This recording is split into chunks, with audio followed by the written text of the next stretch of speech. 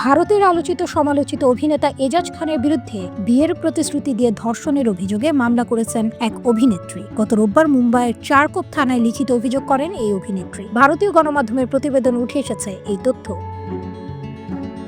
বিতর্ক এবং এজাজ যেন একে অপরের সমর্থক। রিয়েলিটি শো হাউস অ্যারেস্টে অশ্লীল কন্টেন্ট ছড়ানোর অভিযোগ তোলেন নেটিজেনরা। চাপের মুখে ওই শো এর সম্প্রচার বন্ধ করতে বাধ্য হন অভিনেতা এজাজ খান। এবার রিয়েলিটি শো হাউস অ্যারেস্টে উপস্থাপিকাকে তার ইচ্ছার বিরুদ্ধে ধর্ষণ করার অভিযোগ উঠেছে। অভিযোগের নথিতে অভিনেত্রী উল্লেখ করেছেন, এজাজের বিতর্কিত শোতে উপস্থাপনার অনুরোধ জানিয়েছিলেন অভিনেত্রীকে। দীর্ঘ কাজের সূত্রতায় ঘনিষ্ঠ সম্পর্ক গড়ে ওঠে দুজনের মধ্যে। এরপর গত 25 মার্চ অভিনেত্রী বাড়িতে আসেন এজাজ। তখন অভিনেত্রী বাড়িতে একাই ছিলেন। বাড়িতে গিয়ে তার ইচ্ছার বিরুদ্ধে ধর্ষণ করেন।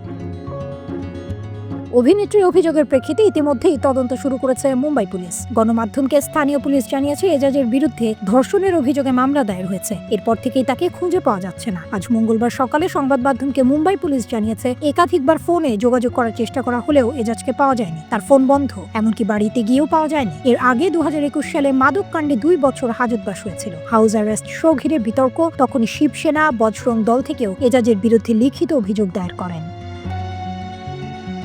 সবাইকে আন্তরিক শুভেচ্ছা এবং ভালোবাসা জানাচ্ছি। আমি ফাহমিদা নবী বলছি। প্রজন্ম টেলিভিশন ইউএসএর কথা।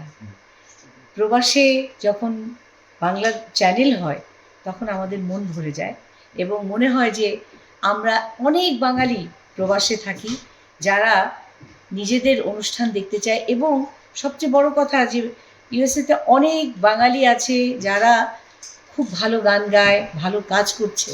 তাদেরকে নিয়েও এই প্রজন্ম টেলিভিশন কাজ করবে আমরা আশা করছি এবং অনেক অনেক শুভেচ্ছা জানাচ্ছি প্রজন্ম টেলিভিশনকে।